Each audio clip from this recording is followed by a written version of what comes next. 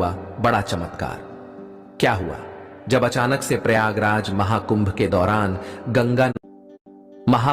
दौरान प्रयागराज में हुआ बड़ा चमत्कार। क्या हुआ? जब अचानक से प्रयागराज महाकुंभ के दौरान गंगा नदी में दौड़ने लगी 20 साल की लड़की।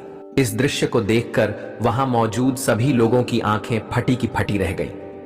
दोस्तों, इस अद्भुत चमत्कार को देखकर आपके भी होश उड़ जाएंगे। आखिर कौन है वो लड़की और कैसे वो गंगा नदी में दौड़ने लगी? इस पूरे रहस्य से पर्दा उठेगा आज की इस वीडियो में। वीडियो में आगे बढ़ने से पहले महादेव के सच्चे भक्त कमेंट बॉक्स में हर हर महादेव अवश्य लिखें और इस चैनल को सब्सक्राइब करना बिल्कुल ना भूलें।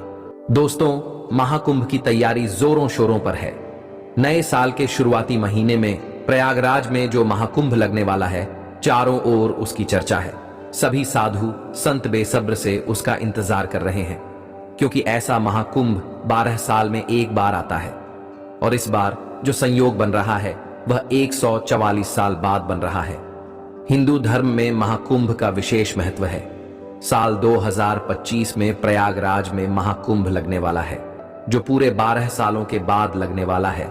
ऐसे में देश के कोने कोने से साधु संतों के साथ साथ श्रद्धालु पहुंच रहे हैं।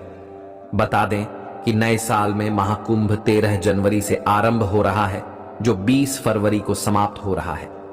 पूरे 45 दिनों तक चलने वाले इस महाकुंभ में ग्रह और नक्षत्रों की स्थिति में काफी बदलाव देखने को मिलने वाला है, जिससे महाकुंभ में स्नान करने से कई गुना अधिक फलों की प्राप्ति हो सकती है। इन दिनों प्रयागराज में चमत्कार पे चमत्कार हो रहे हैं। आज हम जिस चमत्कार के बारे में बताने जा रहे हैं वो बिल्कुल अभी अभी की है। दोस्तों, कहते हैं यदि एक बार भगवान शिव की कृपा किसी पर हो जाए तो वो आंधी तूफान तो क्या भवसागर को भी पार कर जाते हैं। बड़े बड़े काम जो पैसे से नहीं होते वो केवल महादेव के नाम लेने से चुटकियों में हो जाते हैं। आज हम आपको 20 साल की एक लड़की के बारे में बताने जा रहे हैं, जो महादेव की बहुत बड़ी भक्त है। वो भगवान शिव का नाम लेते हुए प्रयागराज के गंगा नदी को दौड़कर पार कर गई। जी हां दोस्तों, आपने बिल्कुल सही सुना। ये लड़की नदी में चल रही थी। जिस किसी ने भी इस दृश्य को देखा वो हैरान रह गया। जो काम 20 साल से तपस्या में लीन बड़े बड़े साधु नहीं कर पाए, वो मात्र 20 साल की एक भक्त ने कर दिया। आगे आपको इस वीडियो में पूरी जानकारी देंगे, बस इस वीडियो को अंत तक देखें। प्रयागराज से कुछ दूरी पर एक नागा साधु की कुटिया थी। बाबा अपने सरल स्वभाव के कारण अत्यंत ही लोकप्रिय थे और उन बाबा के लिए एक दूसरे गांव गंगा के उस पार से गौरी नाम की लड़की रोजाना भोजन लाया करती थी। सबसे पहले वह उन नागा साधु को ही भोजन करवाती थी। इसके बाद ही गौरी अन्य साधुओं को भोजन करवाती थी।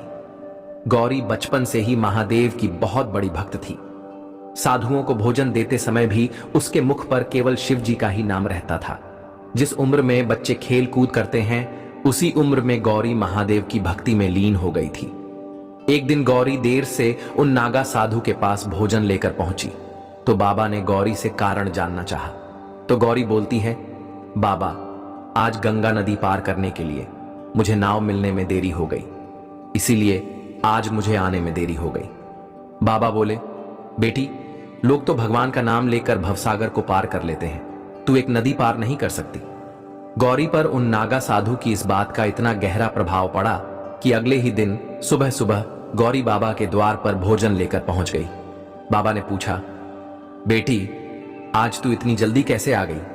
गौरी बोली, आपने ही तो भगवत नाम का सहारा सुझाया था, आज उन्हीं का नाम लेकर नदी पार कर गई।